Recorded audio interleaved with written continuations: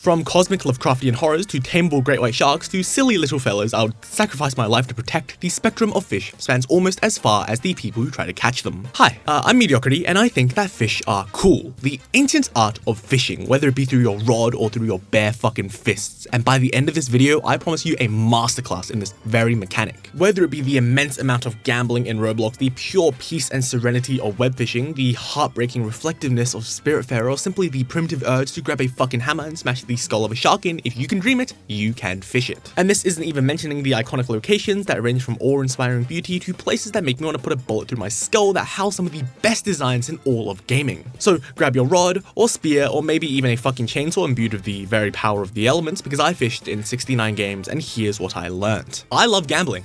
From the legendary fish in Stardew Valley to the golden trout in Animal Crossing to the mythical fish in Roblox Fish, and even the...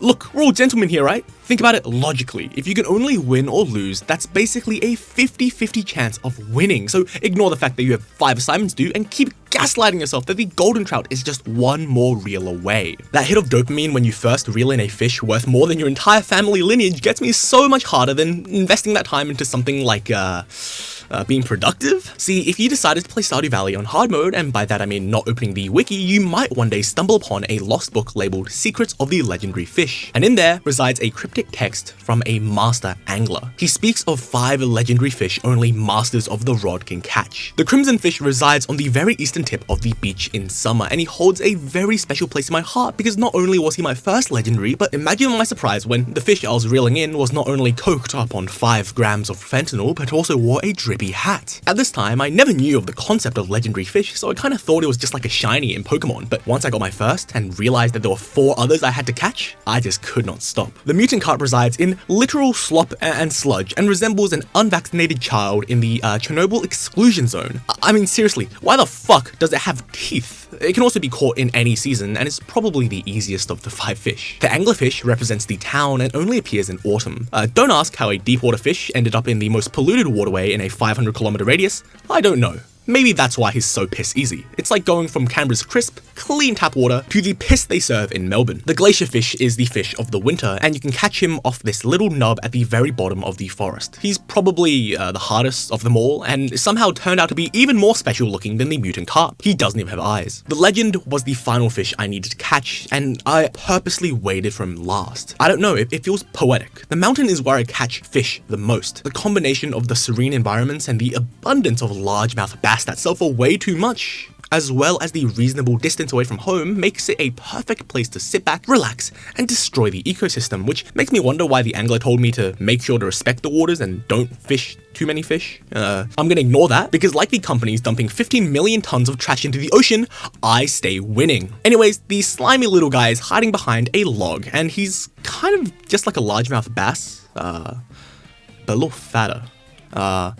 Anyways, that was pretty cool. Time to turn them all into sashimi. And speaking of rare, special fish, I think we've got to talk about... It was a cold Saturday morning, and I was wondering about the halls of Violence's secret lair. It seemed normal at first, a set of combat challenges, but Hikita used the classic hide shit behind a waterfall technique and... Agni's Gorge Trail. I slowly walked down the long hallway. It was weirdly organic, the paths and walls uneven, seemingly tightening as I walked across. As I oiled myself up and slid through, I started to salivate, all the fantasies of size 2 fish coming to my mind. It was tantalizing, and do note, the walk did take like 5 fucking minutes. In fact, the first time I played this, I thought it was like walking down a fucking Silent Hill staircase because it just did not end, but as all hope felt lost, a gate appeared, and it demanded the red skull. Okay, guys, look at my hands. I don't have a fucking skull with me, so I walked all the way back, found the skull, and got back again, and now for the big reveal. All the myths, all the theorizing, the pain, it'll be worth it. The collective schizophrenia of this community cured. I opened the door, and it was beautiful. Like any good cryptic indie game, Ultrakill now has a beach facing eternity. It was weirdly serene, with an upside-down waterfall that housed Hikita and the Devourer of Souls chilling on a mat and enjoying a cold drink. Out there is an ocean of size 2 fish. But I have no rod, but I must fish, constantly edged over and over again. I have to see, I have to know. While on the surface, Animal Crossing may seem like a wholesome cottagecore escape from the modern world, what it actually is a bloodthirsty capitalist hellhole run by literal Satan and a housing market ripe for the taking. But just like the quarter of Australian houses held by 1% of our fucking population, the secret is fishing! See, like in real life, there is a class system. We have garbage like tadpoles and frogs who sell for only about $100, which in an economy where coffee costs $270, may God be kind on your soul. Then there are intermediate fish, you know, fish where you wouldn't be angry to see. Here we got bass, ribbonfish, clownfish, salmon, those guys. But next we have fish that you're happy to see. King salmon, piranhas, red snappers, and soft-shell turtles. Those guys sell for over $1,000. And then we have the ones that got me smiling. I'm talking about gars, tuna, and mahi-mahi. Basically any high-value fish that's still rare but not impossible to get regularly. And then we finally get the ones that make me want to convert into a religion to thank the gods of this world for giving me this fish. I'm talking about the great white shark, the barrel eyes, and the golden trout. Damn, just thinking about them got my pussy wet. It's that shot of dopamine shooting through the repetitive tasks that get me to pick up the rod. No matter if I end up fishing 500 carps in a row, God, I love gambling. Oh, or you could farm turnips. That's probably what the 1% do. Yeah. And speaking of the 1%, the fish that we're about to talk about have a casual drop rate of, let me check the scroll, 0.56%. They're known as the rare fish in webfishing, and boy, are they rare. First up, we've got the golden bass, the game's equivalent of the golden trout, except bass are objectively better than trout. Team bass all the way. Comment team bass in the comments to appeal to the algorithm gods and to show team trout who's the better fish. Next is the golden manta ray, which is literally just the golden bass, but instead of a bass, it's a manta ray. Finally, we have the leedsichthys. You might be wondering, hey, what is that? And let me tell you, you'll know when you fucking see it. Finally, you can also fish up a diamond. Yeah.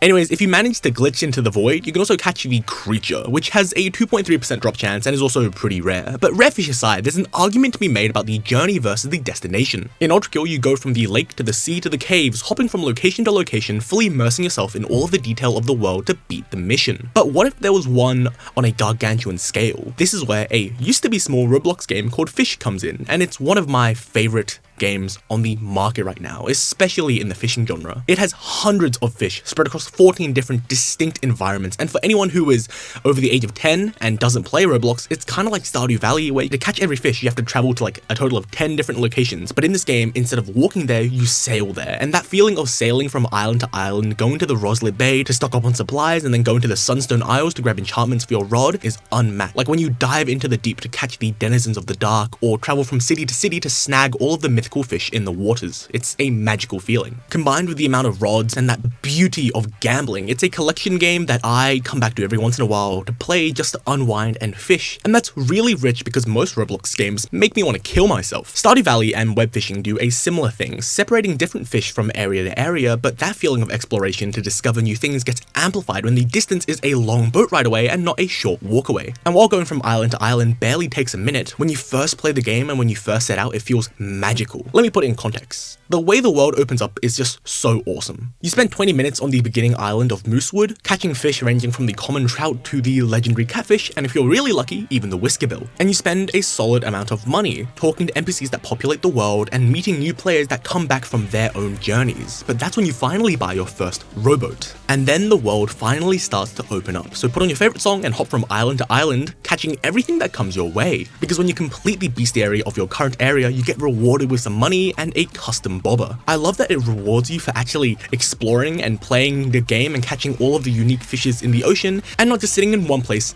getting as much money as you can. It's great. Something about collecting random things is always appealing to a monkey-brained man like me. I like seeing the list get filled. I like seeing the numbers get higher. Please subscribe, I have no money for food. In Dave the Diver, the feeling of seeing a completed list of the sushi in the world made from the flesh of your enemies is the absolute best. In Monster Hunter, the sight of that full aquarium filled with the best fish in the game gets me filled with joy every time I see it. And in Stardew Valley, getting that star drop for reeling up every single last fish in the ocean is probably the best thing I've done in my pitiful, meaningless life. In fact, my earliest memories of gambling with fish is actually a Roblox MMORPG called Vesteria, and it is to this day one of my favorite games that I have ever played. I haven't played it in like, a good 5 years, but nostalgia's a bitch, and I'm sure 10-year-old me's recollection of the game is just as good as it actually is. Anyways, in this game, a rare fish called the Gorgog fish is hidden in a pond in the very bottom of the map, and I vividly remember staying up all night long fishing for it because once you have like 50 or so, you can craft this awesome looking pet that the community was drooling over. I never did. I don't even think I caught one of the gorgog fishes, but that memory is still engaged in me. Venturing into the sewers with my best friend at the time, killing the giant rat boss and fishing. I miss that game, and I also miss playing with him too. The wonders of gambling truly by the complex weaves of the human experience. And the best part is, I can quit anytime I want. I am fully convinced that peak enemy design is just looking at a fucking bass and going, hey Derek, I need you to stick a pair of legs onto this silly little guy. Now, am I stretching the definition of fishing? No. Fishing is the act of catching fish, and what better way of catching fish than throwing hands at the motherfucker? Monster Hunter has many of these guys, and they are so hated. I think I might be one of the only people in the world that don't see much of a problem with this guy because they're just so silly, and they're just annoying enough to make beating the shit out of one not fill me with guilt. Plus, they're always so squishy. I mean, one encounter with Zamtrios will tell you that much. Look at that guy go. But let me tell you, most games do not run with that logic. Jesus Christ, they do not. We've touched up on this in the second part of the video, but I'd rather be filled with guilt than pure fear. See, in the realm of fish enemies in video games, I found two types. Either one, a silly, generally weak and comic relief punching bag, or two, Lovecraftian horror. Whether it be the Leviathan in Ultrakill, or the entirety of the fishing hamlet in Bloodborne, or Del Lago in Resident Evil 4, there's a lot of evil fish that are portrayed as spawns of the very worst qualities of the ocean, of embodiments of pure animalistic actions or personifications of all the horrors we perceive in the deep, and even worse, sometimes even as revenge for all the pollution we're dumping into our fucking waters. And when done right, they are absolutely amazing. Beloved even. Granted, not for the right reasons, but we all remember the shark giant and the giant fisherman and that fucking carp with human teeth in Sekiro. Like, who did this? Why? If we've learnt anything from river monsters, is that when fish decide to lock in, they really lock the fuck in. When you really think about it, fish are really damn weird. If God is real, all I want to know is what he was smoking when he mustered up this little guy. I mean, a regular vanilla bass is already a little bit goofy. Let me ask you, have you ever thought of a fish from a front profile? In my mind, they're practically 2D, so strapping a pair of legs or wings onto it kind of makes it some of the freest enemy design in the entire world. Or you could just let the poor bastard flop on the ground, that works too. But honestly, the best fish enemies are always underwater. Guys, I cannot describe my disappointment when I found out the thing hiding in the waters in the Shadow Keep was Miyazaki's 50th fucking tree spirit. I mean, the Ichiosaur is an absolute menace, and you might be calling cap. You might be saying, yeah, maybe 50 years ago, but what the fuck am I doing? I mean, the Ichiosaur is an absolute menace, and you might be calling cap. You might be saying, well, maybe 50 years ago, but Half-Life's graphics are so ass, the scariest thing is the lack of polygons in the water, and to that I say, play Black Mesa. These function off the fear of the unknown. When in murky water, you go schizophrenic, wondering what's down there, and when it'll strike, and worse yet, that feeling when you accidentally miss a step and you're in water with it. Because the moment that happens, all you can do is step back and pray you get to the surface before it gets to you. But this only gets amplified when we're in the water. As much as we like to act like we're the kings of the water, the moment we're stripped of our boats and fancy suits and small pieces of plastic, we are nothing but weak, fragile human beings, and that's kind of awesome. We are invading its home turf, and trust me, it knows its turf much more than we do. This is shown excellently in Monster Hunter's underwater fights. See, on the surface, we are the kings, no doubt about it. We have the power to whip and dance around with a chainsaw axe like a crackhead, and it's clear how every mechanic works. You want to dodge? You dodge. You want to walk forward? You instantly walk forward. You want to fight a monster? You go running towards it, ready to kick the shit out of it and harvest its giblets for your armor. You're fast, you're agile, and we're talking about Monster Hunter 3 Ultimate. So when I say that underwater combat feels really clunky in comparison, you know I really mean it. When you enter the water, you feel like a brick just hit your fucking face, like you just smoked a fucking joint for the first time. First, I have to play without my precious charge blade, and now I can barely even move, but it only becomes worse when you see the monster in front of you, a Legiacris. In the same way I coped for Frank Ocean to be on Chromacopia, he was not. The Monster Hunter community copes for this guy to come back, and honestly, after seeing Uthduna, me too.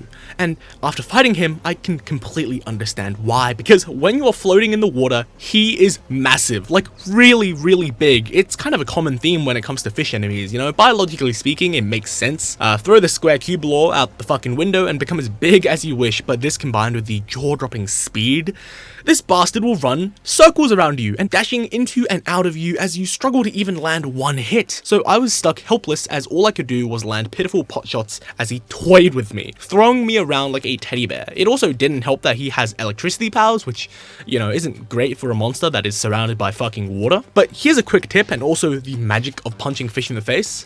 When you're in the ocean, when you're floating about, you unlock a third dimension, and that unleashes a whole wave of depth onto every fight. And in the case of this guy, like literally go up or go down. That's it, the fight is now 30% easier, thank me later. But eventually you will prevail and you'll scare to a point where it bolts to the surface, and that's when the difference really starts to show. Now the leviathon is slow and sluggish, and you can consistently smack it. He feels unbelievably easy and almost helpless as he flops around trying desperately to land even a single hit, and like, sure, you're not exactly Usain Bolt or anything, but it feels borderline unfair. Basically, what I'm saying is, we have not witnessed Gyarados' full potential. He could kill God. Seriously. Must have been a slow fucking day at Capcom when they designed this stupid little guy. And speaking of stupid fights, there are more fish fights to talk about. Like there's a shocking amount of really good fights against fish, but unfortunately I don't think there's enough. While gameplay wise, I think they're just about alright, their designs and their aura is unmistakable. I think my fondest memory was, venturing out at night, abandoning my shift at the sushi restaurant, and creeping into the cold dark waters of the blue hole in the dark, only to find a whirlpool that I promptly jumped inside, just to be met by a hermit crab with a full fucking truck as its shell, or following a small cute Cilione in the pitch dark of the deep ocean, only for that fucker to lead me into a massive Cilione that is as horrifying as it is kind of majestic. And who can forget the goblin shark? Jesus Christ, this thing is fucked up. He's also in the deep ocean and he just jumps you as you try to take a photo of his house, and he's brutal, lunging at you, giving you barely any time to retaliate, and even though he's much smaller than the others, he still makes you feel small just through his displays of power because damn is he fast. And the absolute best part of all of this is that you can chop all of them up and then eat them. It's an amazing gameplay loop that makes me forget that shooting, reeling in, and serving up sharks is actually a morally bad and not good thing to do. Crazy how that works, huh? Both of these examples highlight two things. You are an invader and you're treated as such, with your movements being slowed down and your instincts being flipped onto its head. And two, that the ocean is fucking massive and the fish that can't be caught with a fishing rod demand you to man up, grow a pair of nuts, and get them with your own two hands. God, I love fishing. And sea creatures are always just a good setting for creature design. I mean, firstly, it's my Ultrakill quota. Well, let's see.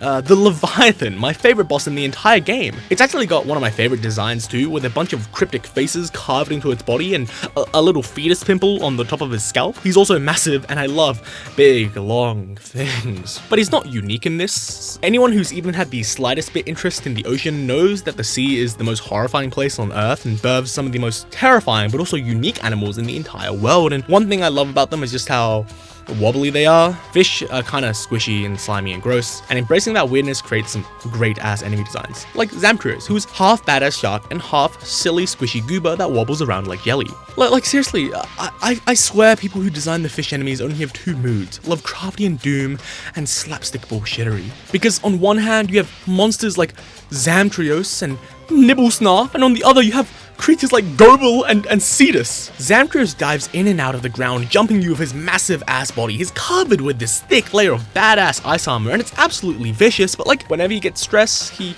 injects like 5 weeks worth of calories in one sitting and becomes a balloon, and he's really big, he's really chunky, and he kind of just hops around. Like, it's super awesome, and for that reason he's one of my favorite monsters ever. And if he's not in Wilds, I will be very, very upset. And then we have Nibblesnarf, who's mostly just here because of the name, but also because, oh my god, look at his nose. I just wanna boop. Also, he's really flat, and I love the way he moves around. His animations are so funny, but come on, Nibblesnarf? That's such a silly little name for this silly little guy. He's like Cephadrome meets Tigrex if they didn't make me want to kill myself. But on the other side, we have monsters like Cetus, a boss who's just intimidating. He's massive, but not really scary. That's why I didn't put him in the pain and suffering part of the video, like this ugly bastard. I think it's a mix of the music and the entire atmosphere of the fight. Cetus is in pain. He has these massive overgrown horns that he's desperately trying to scrape off by rubbing against the seafloor, but that creates massive earthquakes and disrupts ecosystems. He's not evil, he's just so powerful that he can't help it. So coming in with that in mind, along with the beautiful music. It's such a beautiful and powerful moment, but it's also horrifying. Seeing his massive frame jump out at you as the vast ocean muffles all of your senses, descending you deeper and deeper into the ruins he sank. All I'm saying is we should give more attention to fish. They don't get enough love. Anyways, Fisch Japan. This segment is about a bunch of Japanese dudes in Hawaii beating up a giant great white shark on a luxury yacht for the Yakuza, and honestly, I think I'm not exaggerating in the slightest. JRPGs have a stigma of being packed to the gills with random bullshittery. Side quests, hidden areas, minigames that are totally required for the plot, they have everything, but something I always look forward to is fishing! Because if you think escorting Michael Jackson away from zombies by smashing them with a fucking bike before asking him to join your real estate tycoon is insane, well, I've got some news for you.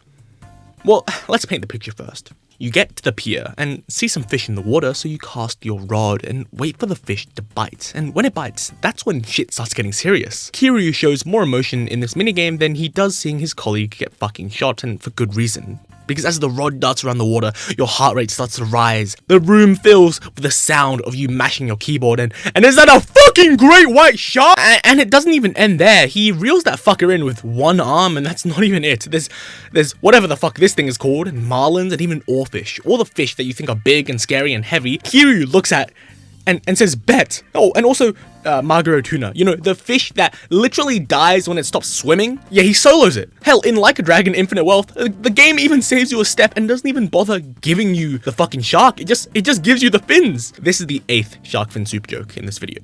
Jesus Christ, I need to get a job.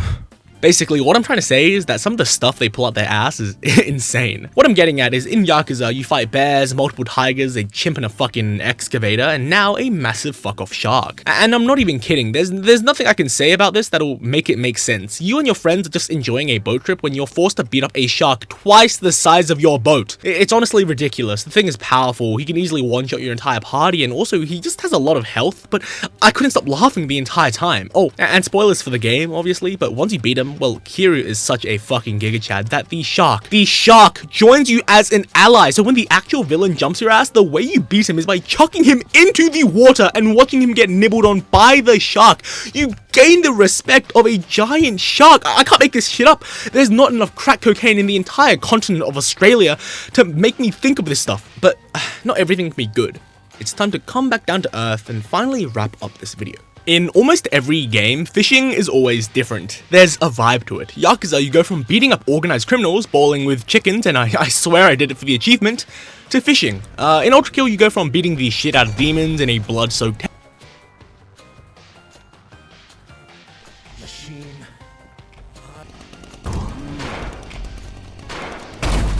that. I absolutely love the act of fishing in video games. I don't know what it is, but it's one of the rare things that my ADHD doesn't immediately reject, which is weird because I swear the moment I try to fish in real life, I'd probably end up watching an 8-hour yap sesh on YouTube. It's the perfect mix of sound design, difficulty, and gambling that just makes all the switches in my brain click, and I think the best example of this is in Minecraft, because fishing in Minecraft objectively is kind of boring. There's no minigame to follow alongside it, there's no massive catalog of collectible fish, and the only valuables that are rare are random enchantment books.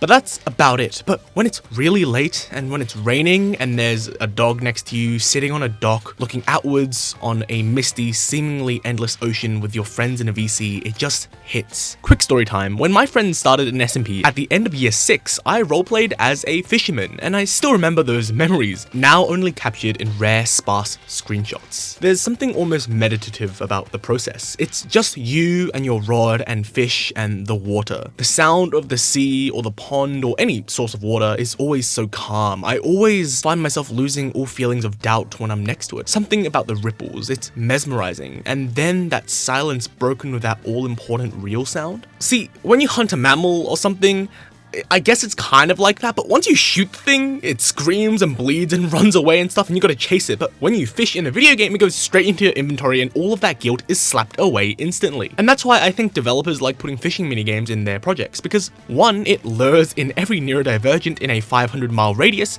and 2, because it's an easy way to inject some comfy playtime into any game. In Ultrakill, you're plopped down in this nearly dreamcore-like world, one that feels so liminal and empty and alone, but something about it feels so serene. It's calm, and if we ignore the flesh cave to the right of us, all we're greeted with is an endless ocean, a lake, and a pond, and so we hop from location to location, catching a trout or a shark or a don't stick your dick in that, and it feels whimsical, hopping from the lake to the cave to the nope.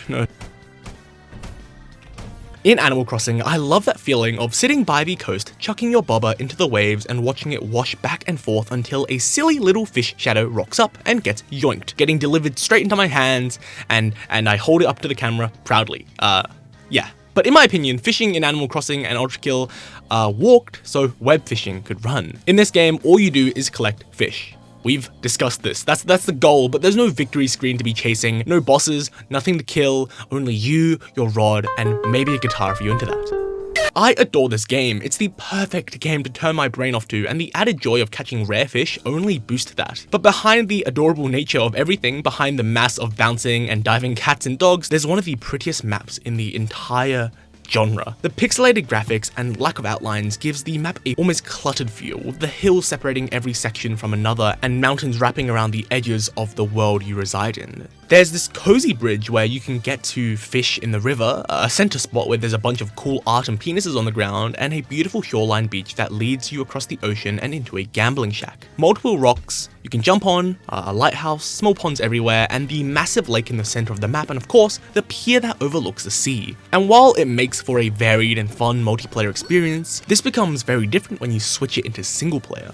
It's kind of weird to say this, especially after discussing the things in chapter 2, but it's a map that understands its job and keeps it so simple that it can feel horrifying and comforting at the same time. It's weird to say this, but in a world where games constantly advance in graphics, there's something comforting about this. There's no colors jumping at you, no sparks of lightning or raids of sand. There's only serene pits of water, undisturbed by the touches of modernity. I love that feeling of knowing a goal to aim for. I love the fact that when I know there's a goal I have to achieve, I can be secure and content in myself. There's no complex layers to success, no need for social praises or deadlines, just you and your rod with no concerns for the real world. And ironically, this only amplifies my real life struggles, but an escape like this is very much needed in times like this. Strange to say this, but a Roblox fishing game compelled me to make this video. Seriously. Spawning on a small island and catching regular common fish was serene enough, but that feeling of independence and exploration when I bought my first boat and hopped from island to island, fishing up every unique species in the waters of every island gave me such a warm feeling in my soul. Whether it be talking to the residents of each island, or discovering the secrets of every cave, or even just sailing while listening to music, it was awesome. I was content, and I think the word to describe these feelings is contentment. There's not really a rank to keep track of, no battle passes to maintain, no complex fights you have to memorize and win, and no complex mechanics to master. You just stand by the water, chuck down your rod, and watch as the sun leaves the sky. The sea's noises are consistent and constant, and I get mesmerized in the ripples of the water for hours, and that's why so many comfort games have fishing inside them.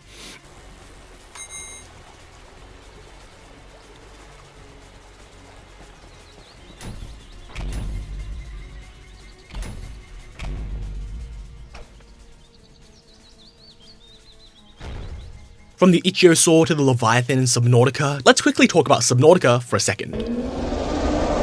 And if you jumped at that sound just then, you've played Subnautica. If catching a golden trout is a jackpot, facing head to head with this thing is the absolute opposite of that. First, let's set the scene. You just spent the past couple hours swimming, fighting against smaller fishes, and crafting vehicles that make you feel all safe and snug. No more concerns about running out of energy or stamina, and especially no more fears of the depths. Now you can go as deep as you want, and that's what you do, leaving the parts of the ocean where the water is blue to ones where it's pitch black, almost like a mist, and then that's when you hear it. Alright, put the sound clip of like multiple Leviathan class, yeah. And then it has the balls to ask you if it's worth it. Alright, so we are turning the boat around. Didn't want to finish the game anyways. Nope, just gonna sit back to the ocean eating my cooked peeper and its protein-rich eye. But, okay, let's say you disregard that warning and push forward. I commend you, but yeah, I'm really sorry. Now, don't worry, there won't be any jump scares in this video, but honestly, the scariest part might not even be that. Sure, the shock and panic when it finds you is very real. The bastard staring you down as you desperately try to run away only to get nommed on, but the scariest part might just be it being near you. You don't know when it's gonna strike, and you don't know how you're supposed to escape it. It is faster than you, and you are isolated. Isolated beyond belief, kilometers below the ocean and tens of kilometers away from your base, or the nearest peeper. No way for you to see it coming, you are a sitting duck completely at the mercy of this world. In Iron Lung, you are not exactly fishing, you're more being fished. Wait, no, that's not how... Anyways, we all know the drill by now. Boring ass Honkshu Me game and A24 movie tension, and then bam, big fish that's gang stalking you, bites your ass off. But there's two things I want to say. One, V1 absolutely solos this guy. He doesn't even need to fight it, he just bites straight onto the rod, it's almost too easy. And two, the feeling of crippling anxiety that it mastered. One could say it was how Iron Lung mastered giving me an anxious break. Anyways, what I'm trying to say is that playing Subnautica gave me that feeling that I felt in Iron Lung all over again. I played Iron Lung before I played Subnautica, and I didn't think any game would have been able to make me feel that again, but I was so wrong. Now to be clear, my first encounter with the Leviathan was not in a deep sea seamoth voyage. No. I loaded into the game, saw the Aurora in the distance, and said to myself, I wonder if you can go back in. The answer? No. A roar echoed throughout the water and he jumped me and I died, and then I promptly forgot about him and continued with my life. Sat in the awe of the beauty of the reef backs and the sea traders and overall enjoying myself. I don't have thalassophobia and being edged is my favorite pastime, so I was not stressed out much by my oxygen bar. Sure, there were some bumps on the road and I hate stalkers of my entire life, but overall I had a nice wholesome experience, all until I hopped into my seamouth ready to see the deep ocean when I heard it again.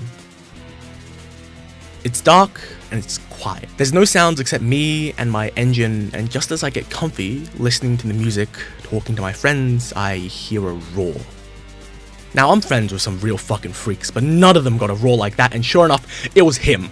I jumped as he grabbed onto my seamoth as I desperately tried to tackle him off, and I was in absolute shock, and worst of all, there are even bigger, cooler looking ones on the edge of the map. Let me remind you this one more time. Fish can be really fucked up looking, like really messed up looking. Like, one gaze into the depths of our real world, it will tell you that much. From the anglerfish to the gulperfish to every other squid to whatever the fuck these half-life looking motherfuckers are, the ocean is a very, very weird and very, very scary place, and that holds true in media as well. Some of the most messed up designs in the industry are from underwater fishy enemies. Let's talk about the shark giant, for example. What the fuck am I looking at here? They're some of the most brutal animalistic enemies in the entire game, and this is literally a game about hunting beasts. They lunge at you, grab you before munching. It's brutal. And then there's Ultrakill. We've got a literal bomb, don't stick your dick in that, and the second dumbest creature in the universe, and don't stick your dick in that. And they're also in the layer of Wrath, which means that every fish in the Ultrakill universe was just a complete piece of shit. Oh, and Dave the Diver. I mean, Jesus Christ, look at the designs of the aberrations. You're a possibly obese middle-aged man coerced into supplying a sushi joint, yet you are forced to deal with great white sharks, three-headed cods, and a translucent sturgeon and eel. And it gets worse because the last level of the game has literal prehistoric fish just wandering about. Dunkleosaurs, helicoprians, chronosaurs, and giant sea bugs like yowies. Yowie.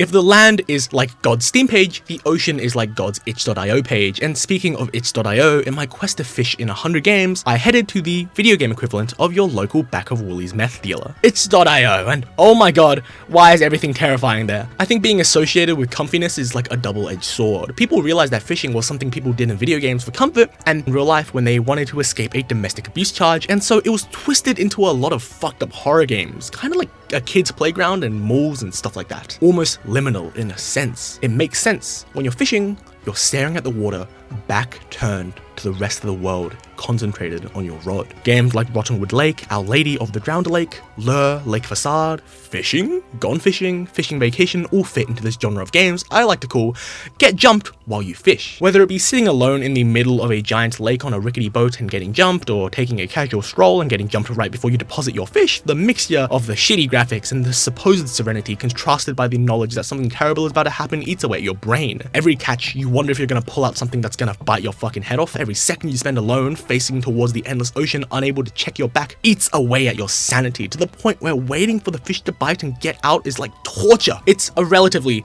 new genre, but a damn promising one.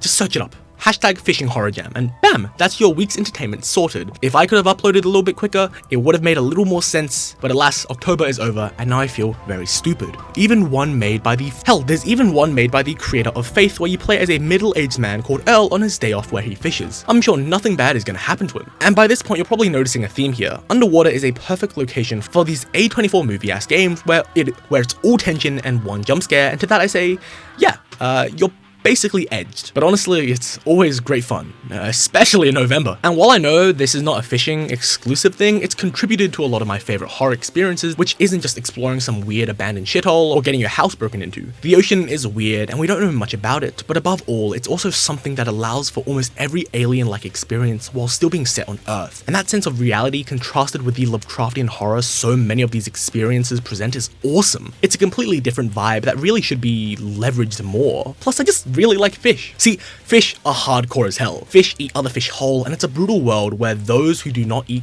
get eaten, and when they're not in the wilds, they're victims to us. Whether it be giant nets or giant pieces of plastic or even small pieces of plastic, fish are often not thought of anything more than just food. And there's people who outright just hate fish, and that feeling of disposability echoes so well in a small indie game called How Fish is Made. In this game, you are a silly little mackerel in a bloody, goofy flesh world, and your one purpose in life is to go either up or down. One thing I want to say is that if God is real, I don't know if he'll be this wise old man covered in pristine white, because his creations are anything but that. We've got all sorts of organs, a heart that pulsates in spasms, intestines that squirm, and a bag in our chest holding a puddle of acid held together by a mound of contracting flesh and rigid bones powered by a thick red liquid that drips and gurgles as it comes out a wound. It makes me question mortality a little bit. We're so fragile and yet so complex, made up of so many different cells and all of that stuff, and it makes me feel really kind of grateful. But that concept is turned up to 11 in How Fish is Made. And they also added industrial machinery. You know, there's rusted walls and floors and gears and like, what does this have to do with the digestive system? But whatever. My theory is that we're just inside a big creature, or maybe a cyborg, I don't know, but as you get deeper, it only gets more and more industrial. There are more lights, more moving parts, and all of that in a pit of a stomach? It's somewhere between flesh and steel, nature and humanity, but why even care? All you can do is flop around while everyone asks you whether you're gonna go up or down. But whatever direction you choose, it's all the same in the end. The size of the ocean is scary. That feeling of being just another person in a group of millions chasing the exact same dreams that you thought were unique to your own experience can feel suffocating. And that feeling of helplessness is something so prevalent in these games about the water. When you're stuck in the ocean and dredge, while you're being stalked by reaper leviathons, when your oxygen finally runs out in Dave the Diver, it's claustrophobia. You don't belong down here, yet you cannot escape. The ocean is terrifying.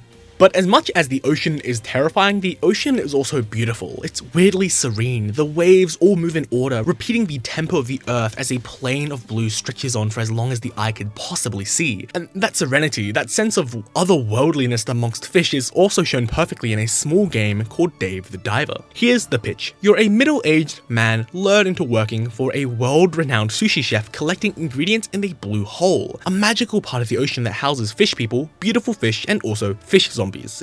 I know, it's a lot, but it's also beautiful. I love when games allow you to go underwater. Even if it's not the most fun thing, it's usually pretty interesting, and at the very least, absolutely beautiful. Especially to get to see fish in their natural perspective, and not as flopping, pathetic little pieces of meat that you're gonna sell for 50 coins. It's hard not to think of fish in a video game when it's not on the end of your hook, so being able to see one up and close and personal swimming around and not being prepared to be sawed off is a pleasant sight. It starts pretty normal, you know, you dive into the water and it's great. The 2D mixed in with the layered environment, the sun peeking just above you, I really like fishing in this game. While the more and more you progress, the more fishing becomes pulling out a shotgun on a fish and hunting them like you would in the land of the free. In the beginning, it's almost like a tug of war with a spearfishing rod. But anyways, I just love the way 2D and 3D mix in this game. It gives it just enough depth to make it feel like you're still in the ocean, but keeps it simple enough as to not be overwhelming. It's as colorful and as diverse as something as magical as the ocean should be, with vibrant corals poking out from the floor, bringing you in deeper and deeper. I especially love the kelp. Yummy kelp. See, everything here is harvestable, and that's kind of the magic with this game. Every fish, every piece of coral, every piece of seagrass or underwater mayo you find can be taken back and served to your customers fresh as can be. I found genuine joy in getting slightly deeper every single time I set foot underwater, but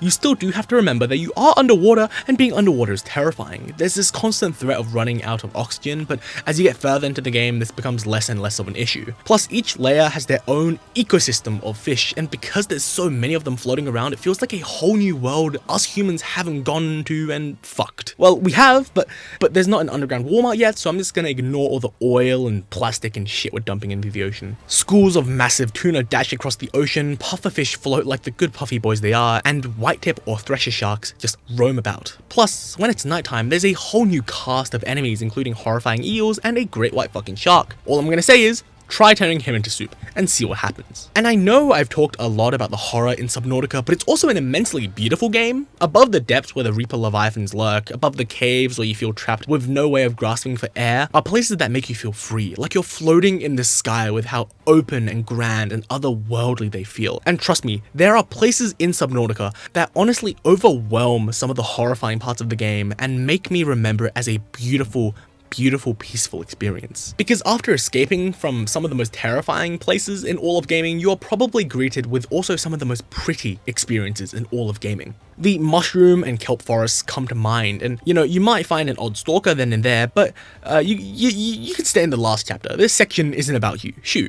Water always looks good, whether in video games or in real life, as long as you're not in London. Well, actually no, it turns out dumping 97 to 199 million tons of fucking garbage into the sea is a bad thing. Never mind, we fucked this planet, but water in video games look really damn good at least. I don't know what it is, I can't pinpoint it. I don't know whether it's the rays of sunlight beaming down over the cerulean blue, or the way everything floats and dances with the tide, or maybe it's because I just really love kelp and mushrooms, but the way they stand like titans in an endless ocean is so beautiful to me, and when it turns to night it's even prettier. Their bright lights, the bulbs of golden yellow, and the caps of warm red that makes me feel so comfy. And how can I talk about Subnautica's beauty without talking about the safe shallows? Everyone remembers crash landing and diving into the water for the first time to be greeted with this. It was mind-blowing. The fish swimming in schools, the detail of the ocean floor, words cannot describe the amount of love I have for the peeper. They are in my top 5 favorite fish of all time. That list being pufferfish, magicarps, peepers, bluefin tuna, and of course, a largemouth fucking bass. It's just so silly. But now that we're done covering Subnautica, let's return back and see what Dave is doing. Specifically, what the depths are like. Because as you get deeper, the environments also get a little darker and a little more weird, but not in a horrifying way, more in an interesting way. The small reef sharks get swapped with hammerheads and tiger sharks, and you start seeing the classic denizens of the deep, as the environment starts to change into a more cave-like entity. Maybe it's because I played this game when I was a little older and when I was much less of a pussy, but I adore this place. I felt so calm and serene, and ignoring the odd megamouth then and there, it was a place where all the fish just felt so much chiller. The bright colors were gone, but instead they were replaced by really detailed, textured corals and an assortment of gnarly looking ocean grass. Swindly little things that came from the ground, and jellyfish were the ones this time to provide the bursts of vibrance in the dull blue. Plus, the inhabitants don't scream horror to me like in other games that handle the deep. Instead, they whisper in my ear and gently provide me a warmth I cannot describe. The assortment of colourful jellyfish just idling about, the cilions and the seahorses floating in the water, they're just so silly. It's awesome. Plus, all the normal fish just have massive, bulging, adorable eyes. And the horror of getting jumped by a shark is also quickly replaced by the euphoric celebration as my mind replaces the horrifying fish trying to kill me as just a pile of money. Capitalism fucking rocks. And speaking of feeling no guilt for killing innocent creatures, I want to quickly talk about a game called Spiritfarer. This game game is sad. It's not made me cry yet. That list only belongs to Yakuza 0 and Hentai vs Fairies, but it has broken my heart so many times. I won't spoil anything, but this minigame was such a perfect moment to reflect on everything. The beautiful, unique art style combined with the passings of every day as you fished made me tear up sometimes. And keep in mind, I'm a big 6-foot-tall Australian man, so I usually don't feel anything except hunger and greed whenever I fish. But all it takes is a change of environment, and something as competitive and as greedy as fishing can turn into a solemn moment to contemplate. Anyways, back to hunting endangered species and turning them into sushi. See, the final area of the game is locked behind the Sea People Village, and if this doesn't count as a whole new world, I don't know what is. This place is so beautiful. The houses are so detailed, it's so colorful and so whimsical, and unlike anything we've seen in the game so far. You even ride beluga whales around as giant corals backdrop your entire journey. Plus, you can buy dumplings from a sea grandma, and so it's an easy 10 out of 10. But the glacial biome is something special. Firstly, it's got my favorite ecosystem of fish in the entire game, since the layer below this, well, you know, it kind of makes me want to kill myself. But this place is just super pretty. It's cold and icy and has a shark called a porg beetle in it, and I love this silly guy so much. There's also narwhals, which are shockingly dangerous, Thor's hammer, silly little squids, Greenland sharks, and cool looking seahorses, but it just feels so whimsical and chill. And while this may be due to your oxygen tank being able to basically handle anything well enough if you're strapped and ready to use your Second Amendment rights on the nearest shark you see, it doesn't really take away from the fact that this place is just really damn nice. And finally, I want to talk about the underwater in Mario Odyssey, because wow, did it have a crazy glow up. The water levels are some of my favorite in Mario Odyssey design wise. Gameplay wise, yeah, I could do with a little less cheap, but design wise, wow, they are beautiful. Because Seaside and Lake Kingdom are just breathtaking. And out of those, I mainly want to talk about the Seaside Kingdom. The Lake Kingdom is pretty, yes. I love the gradients of the walls and how it feels so otherworldly compared to all the other locations, and the massive bubbles that engulf every house are just awesome. But man, the Seaside Kingdom is where it's at. The beach itself is already beautiful, but when you dive into the water, that's where the real meat is. I love the already vibrant Mario terrain getting more vibrant, like you just shoved a blue filter onto it. I love the cheap looking as dopey as they do walking around, and I love the coral platforms and the kelp. Just looking at the concept art tells you why this place is so amazing. It's because it was one of the levels that finally made people not fucking hate water levels. You were fast and you could feel the grandioseness that the water allowed you to have. Unlike in fighting games where I think water levels could be slightly okay, as the sluggish movements are a complete palate cleanser and allow for a change of pace as well as experimenting for a different style of fighting, in platformers most of the time they're just not great because, you know, it's a platformer.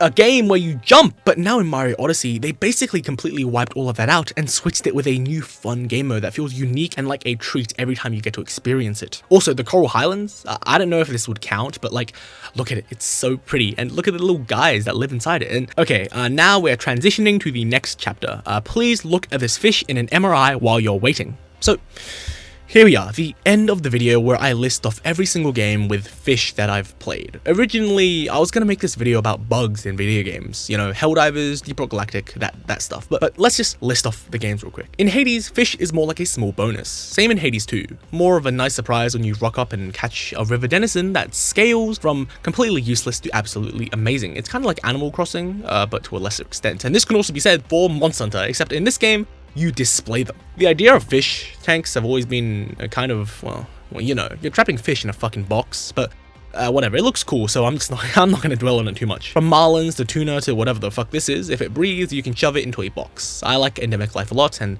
I hope they keep it for wilds. Anyways, I also want to talk about fish in RPGs, which was originally going to be a massive part of the video before I realized that a lot of them are just kind of air. And you'd think there'd be more, but, well, most games don't even have fishing. There's no fishing in Skyrim nor Fallout, and while I understand why there's no fish in Fallout, in Skyrim it's just kind of disappointing. However, it is still in games like Pokemon and Zelda. Well, it was a thing in Pokemon, rest in peace. But as a kid, I always found it weirdly smart that you can fish Pokemon up by reeling them up, which is unfortunately kind of useless because if you're like me, you catch every Pokemon in your entire party by the first quarter of the game, but it looks comfy enough, so who knows. I just don't do it. And in Zelda, you just kind of shoot them with a bow, so yeah. Surprisingly, Red Dead Redemption also has some amazing fishing, but there wasn't anything unique about it other than, yeah, it's pretty good fishing. Same goes for Fishing Planets and Russian Fishing webfishing and all of that good stuff. In Sea of Thieves, it's a fun activity to do while you're traveling to different islands with your friends. Fishing is always fun with multiple people, especially if they all have a degree in yapology like I do. Plus, fishing in survival games was also something I wanted to talk about, but Sons of the Forest made me motion sick, and just look at the runtime on this video. Jesus Christ, I am in deep need of some grass touching. Anyways, here's a full list of games that were all mixed together in this grey slosh that is this video. I just want to say thanks to all of them and their devs for getting me through a pretty terrible year, all things considered. That being said, I'm still grateful for everything that I've gotten and for the support of my last video. And from this video onwards, all the scripts are going to be much better and cleaner. My next video is, I think, only 30 minutes, so yeah. Anyways, enjoy the credits. Ultrakill, Webfishing, Yakuza 0, 3, 4, 5, and 6, Like a Dragon Infinite Wealth, Persona 4 and 5, Mario Odyssey, Super Mario World, Super Mario 3D World, Monster Hunter Rise, Monster Hunter 3 Ultimate, Monster Hunter Generations Ultimate, Monster Hunter Wilds, Dave the Diver, Bloodborne, Dark Souls 2, Sekiro, Hades, Hades 2, Terraria, Minecraft, Animal Crossing New Horizons, Dredge, Spiritfarer, Red Dead Redemption 2, Webfishing, Fishing 2, Fishing Planet, Half-Life, Black Mesa, How Fish is Made, Sons of the Forest, Morning Tide, Earl's Day Off. All of the games mentioned in Tap Top's videos that I never actually played but, watched, being Rottenwood Lake, Our Lady in the Drowned Lake, Lure, Lake Facade, Fishing, Gone Fishing, and Fishing Vacation. Genshin Impact, Sea of Thieves, Legend of Zelda Breath of the Wild, Legend of Zelda Twilight Princess, Legend of Zelda Wind Waker, Legend of Zelda Ruins of the Kingdom, Rain World, No Man's Sky, Sonic Adventures, Kirby and the Forgotten Land, Club Penguin, Russian Fishing, Cactus Fishing, Fishing Simulator, Pokemon Sword and Shield, Black Myth Wukong, Bloodborne, Resident Evil 4, Lego Lord of the Rings, Roblox Fishing Simulator, Roblox Fish, Roblox Vesteria, Roblox Void Fishing, and Stardew Valley. Okay, thanks for watching this schizo-post about fish and the ocean and fish. If you've enjoyed, which I assume you have, either that or you're asleep right now, I just want to end by saying these past months have had a massive surge in fishing content, whether it be Get Mads to this beautiful playlist to a lot of massive fishing games like Webfishing and Roblox Fish. It's a big day for the fishing community. Also, a fishing anime about some guy with cancer who's gonna die in 2 years? Man, what a time to be alive. Anyways, I'll see you guys in like a month or two. Probably talking about how like Ultrakill mastered something. Yeah, I don't know. Okie dokie. I'm gonna leave now. Stay hydrated. Thanks for bye-bye.